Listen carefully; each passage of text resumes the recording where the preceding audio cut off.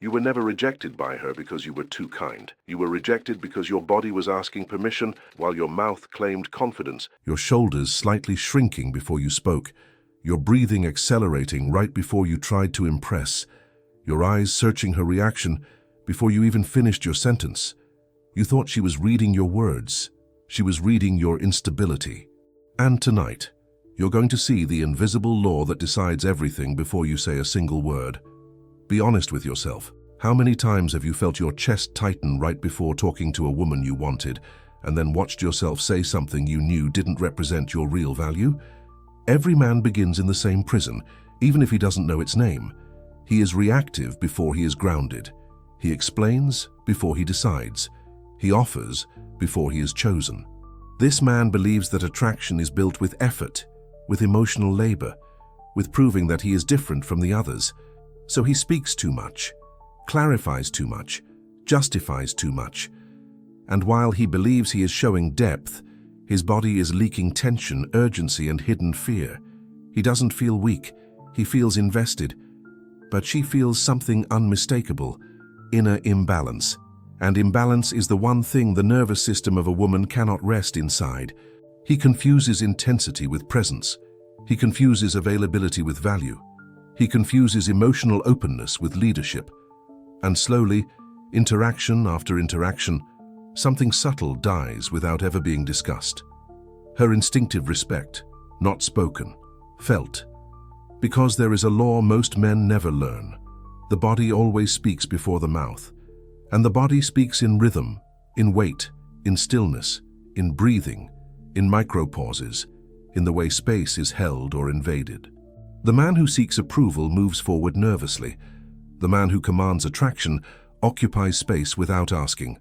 At first, the difference seems invisible, but emotionally, it is absolute. The old version of you entered conversations as a question. The new version enters as a statement, not a loud one, a grounded one. There is a moment every man remembers, the moment he realizes that doing more made him matter less, that proving himself made him look smaller. That chasing clarity dissolved mystery, and nothing kills tension faster than full emotional exposure offered too early. Because desire doesn't grow in full light. It grows in contrast, in restraint, in depth that is sensed, not explained. You were taught that showing your heart creates connection, but your nervous system was never trained to hold power without apology. So when pressure appeared, your body folded first, and your words followed. She didn't reject your personality. She rejected your lack of inner gravity. Deep inside neuroscience, there is a quiet truth. The human brain evaluates safety and authority long before it evaluates emotion, not logically, biologically. The body decides first. The story comes later. And this is why no amount of verbal charm can compensate for internal disorder. The first betrayal always happens inside the chest. A man feels the impulse to explain, to soften his stance, to remove any possible risk of rejection by becoming emotionally flexible. And in that exact moment, something breaks. His direction. He becomes adjustable, and adjustable things are never perceived as rare. The man who cannot hold tension inside himself will always dissipate tension in the interaction. This is where most men collapse without ever realizing it. They manage words. They don't manage state. They craft lines. They don't craft presence. And presence is the only currency that cannot be faked. There is a moment where the shift happens, not outside, inside. You stop entering interactions to be chosen and start entering to observe who qualifies. Your breathing slows before your mind does. Your shoulders lower. Your voice loses the tremor of demand.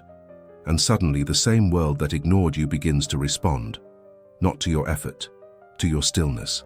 This is the paradox. The less you need the outcome, the more the outcome aligns with you. You stop performing masculinity. You inhabit it. You no longer rush to close space. You let space breathe. And space is where tension is born. Before, you tried to impress. Now you let curiosity lean toward you. Before you chased confirmation. Now you permit selection. Before you reacted.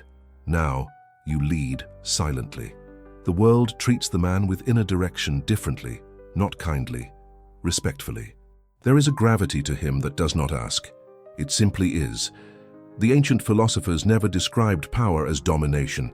They described it as sovereignty over one's own reactions. The man who cannot govern himself will always attempt to negotiate his value. And the man who governs himself never negotiates, he declares with silence. Here is the truth behind the title. The secret was never about women. It was about direction without apology.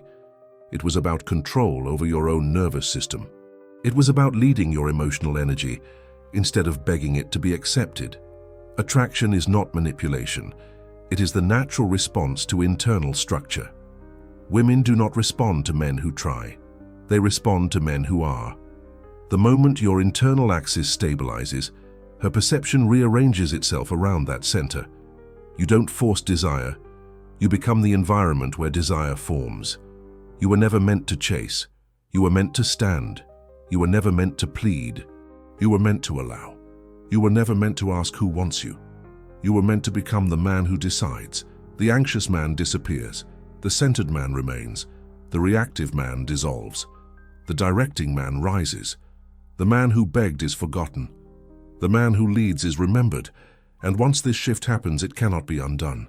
If you are ready to go beyond surface tactics and enter a true system of internal reprogramming, a method of emotional sovereignty, presence, and psychological command, then the code is waiting, not to teach you how to act, but to remind you who you already are.